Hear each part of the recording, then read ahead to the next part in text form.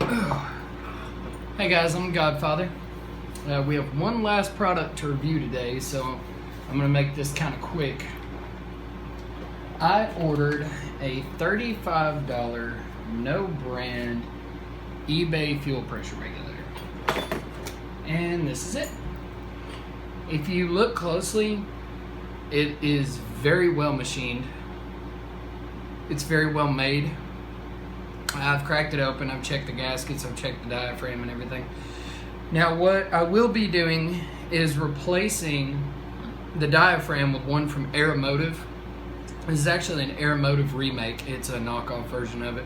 So the diaphragm and the internals are bolted up just fine for a fraction of the cost. So I get to pretty much have an Aeromotive fuel pressure regulator for $35 plus the price of internals. Now, it's not bad. I've tested it with gas, water, and fuel.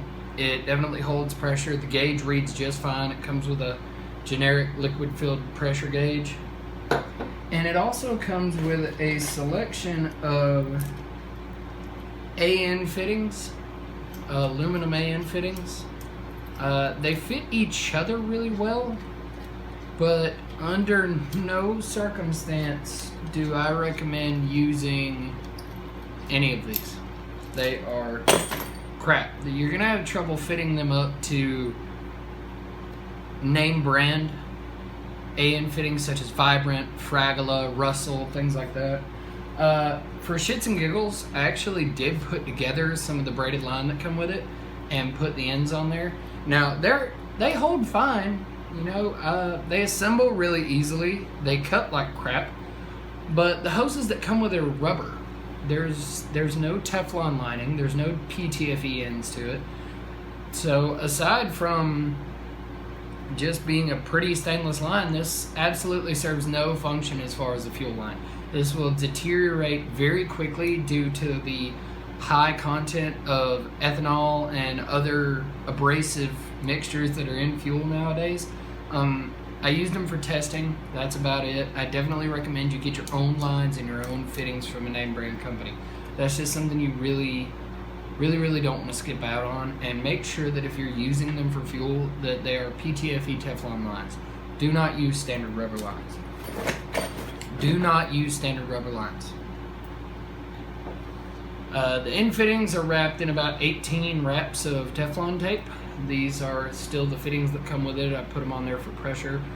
Everybody knows this goes to a vacuum source, fuel in, fuel out, return line. If you want me to do an instructional video on how to install a fuel pressure regulator, let me know and I'll be happy to accommodate. But as far as that goes, I'm happy with the part, I'm happy with the machining, I'm happy with the internals. The lines are crap. And I've noticed that with a lot of these Chinese parts. The part itself never seems to be a bad part. The part itself actually seems really well built, but the packaging that it comes in is just absolute garbage. The extras, such as lines, hoses, wires, fittings, anything that comes with the part is just garbage. And that seems to be pretty universal all the way around. So what I recommend you doing is getting a box like so. This actually held my oil catch can. And I have a variety of the extras that come off whatever have you fittings. And I just kind of keep them all in here, gaskets. That way you know exactly what sizes you need to run for all your components. But go get you some grade 8 bolts. Go get you some decent fittings. I had these brass fittings from Edge Industrial that are fantastic. They don't cost a lot of money. And they sort of fill the void of where these Chinese companies cut corners. So get you a little box and just keep it full of all your fittings and gaskets and odds and ends that you need. And just go from there. But as far as the part is concerned, I'm happy with it. It does what it's supposed to do. It's a freaking fuel pressure regulator. It's hard to screw this up.